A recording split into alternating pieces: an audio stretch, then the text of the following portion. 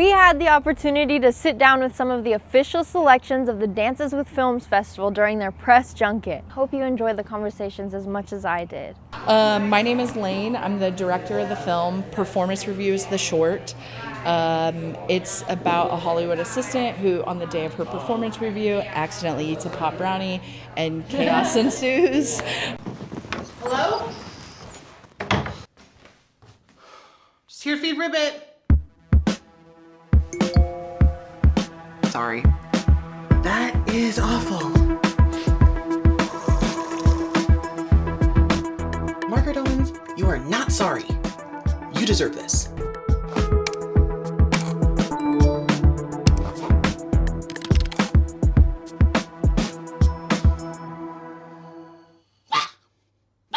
I'm Brittany Young. I play Maggie, the assistant who eats the pop brownie. Amazing. Okay, so Maggie is such a relatable character, juggling career ambition, people pleasing, and total chaos. So what inspired this character, and how did you shape her journey to be both funny and also emotionally grounded? Yeah, so the film's loosely based off my experience as an assistant in the entertainment industry. I think I wanted to make my next film, I wanted to make a comedy, and then in the film, from my experience, I actually had to take care of my old boss's son's tree frog. So I had to buy it crickets and feed it. As you should. Yes. So it was based on all these things. I think it was cathartic. I maybe was probably working through some stuff, and then Brittany really brought it home just to, I guess, bring the personality to the character and ground it, and I'll let you speak on that. Yeah, I mean, I think I also have experience being an assistant as well, so it wasn't really that far of a stretch for me to be like, I need to feed this frog immediately, and then also do everything in the office. But yeah, we had met several times before when I got cast, just talking about the performance and the style and everything, and it was one of those things where I think it easily could have been over the top and really kind of unnatural, but the way Lain wanted it, she was like, no, I still want it to be funny and still want it to be hyper realistic with having those, roots in the ground of this could actually happen, and these are real responses to being under the influence, but also being kind of a type A obsessive, coordinated person. Yeah. So yeah. What was it like? Did you guys collaborate and talk about your own stories as assistants? How we still do. Yeah. How collaborative was the journey, and how did that influence your character? I mean, yeah, from kind of the beginning when we sat down and had our few talks before, it was just explaining, all of our different jobs we've done, and Lain has kind of been fortunate to work with the same director for a really long time, where I kind of bounced around, so it was kind of just talking about the different personalities versus working with one same personality, but like I said, I think it was just one of those things where it was walking into that house on the day and being yeah, she's coming here to feed the frog when she knows she has something to do. I didn't really have to tap into too much because I was I've been there before. I know that feeling, and to kind of bring that up to my forefront and be yeah, I will do this perfect because I know I have to, but I'm also really not happy to be here. Wow. Okay. Yeah. So why did you want to explore these ideas through comedy and through a character who's doing it alone?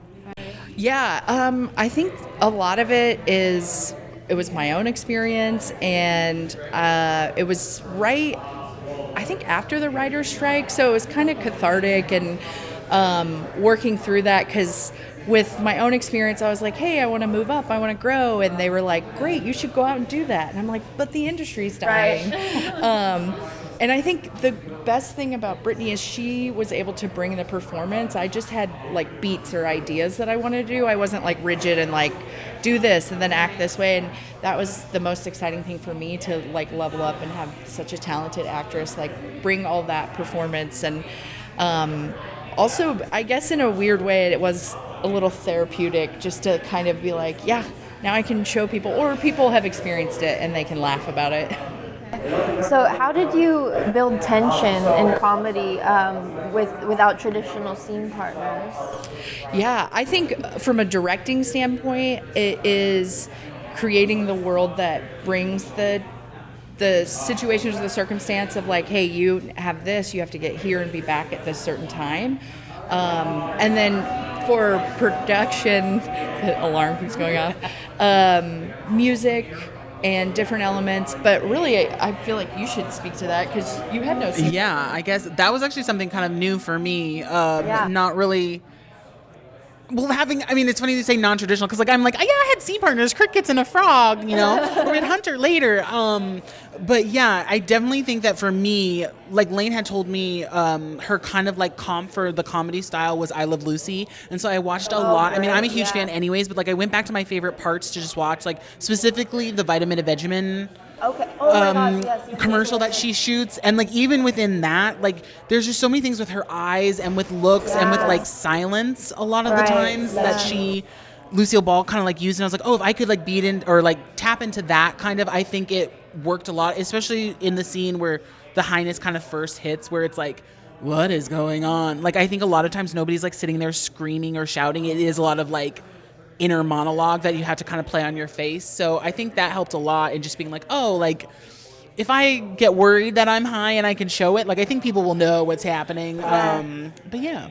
I feel like it's easy to show like a caricature of like I'm high, right? Yeah. So like what was the process like? Was there a lot of inner life, or did you kind of go externally, like you know what I mean? Like like building it from the inside out or the outside in? Like I feel like both a blessing and a curse for me as an actor is I have a very expressive face to the point sometimes that I do not know what the expression on my face is. Too. Yeah, so I think for me it was, like I said, like just honing in kind of those feelings of like, in my mind, I'm panicking, I'm freaking out, but like I don't want to verbalize it. So how do I do that on my face, which was a lot of open eyes and kind of like, like open mouth. Yes. Kind of just random stares off into, the really beautiful view that we had at the house that we shot at.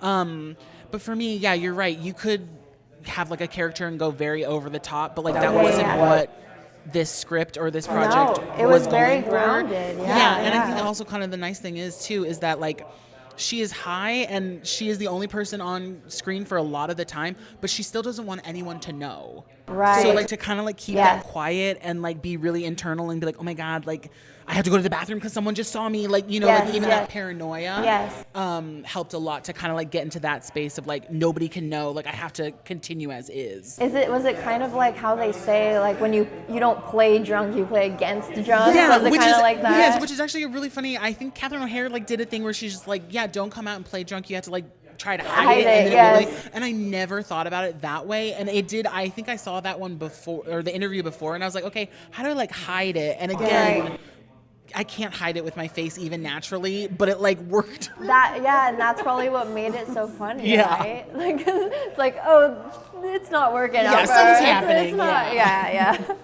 So, was there any like challenges in filming for either of you?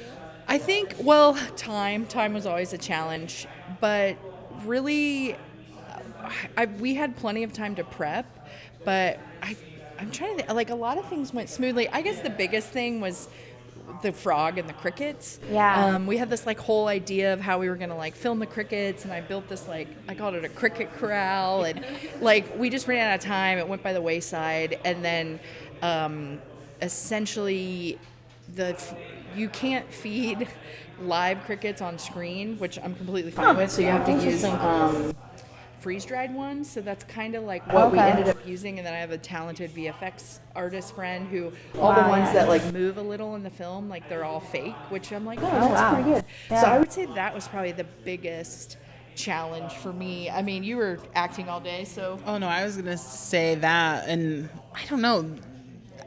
Truly, like it was such a good experience. Like it is one of those things where like we like drove together from like one location to the next and had like huge like heart to heart, like how do you think it's going? Like that was really really nice. But like I would agree. I would just think like the crickets were a little cray cray the time, but we got everything we needed. So, and we had such a lovely crew that was like, like let's keep going until we get it, because we were equally as passionate about it as we were. So I feel like it's kind of rare to find, because you guys didn't know each other before, right? Yeah. So wait, how did you meet, if you don't mind me? I basically got a casting director.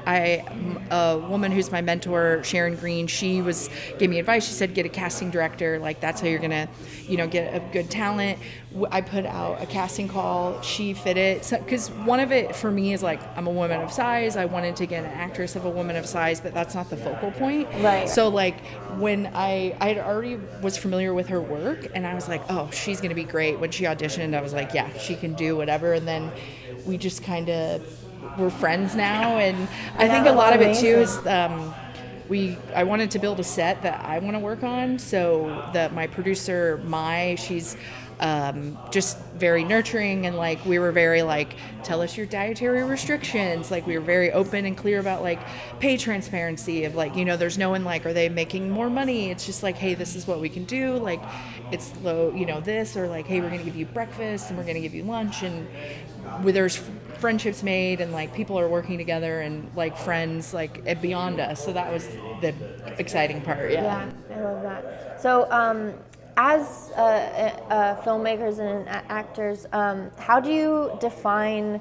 personally success in a short film? Finishing it. No. So I mean, I think like Good answer. for this one, in a good way, I guess success for this one, because it's really easy to get into one film festival but then be rejected by a lot or whatever. So I guess for me, it was setting out to do the idea, finishing it, and then this was my top choice of a film festival, and I got in. So kind of I can just be like, I'm done. Yes. But yeah, how do you feel? I mean, I guess my like actor mind, for me, success was just being cast. Like, and then everything after that is like the cherry on top. So it was like amazing crew, amazing director, like fun project. We got into a film festival. We finished, like, it's all the cherry on top after like that first step to me. So I don't know. I was just excited to be a part of it. I'm excited for everybody to see it. So that's a success. That's great. Well, thank you so much. If you guys want to talk about like what's next, if you have anything next after this. So after that, well, Brittany and I became friends. We're working on a few different projects. We're working on a proof of concept for a feature that she had, which is it's a comedy short, which you can talk more about it if you want to pitch it. And then we're also working on a feature rom-com just about dating when you're maybe short or when you're super tall and like of size. So it's kind of like that idea. It's, we're toying around with like, what is it? Short king and size queen. I love that. Yeah, it's just something fun. And yeah, that's all. I'll let you talk about parking. I mean, yeah, she basically said we're trying to get other projects going. Yeah, feature.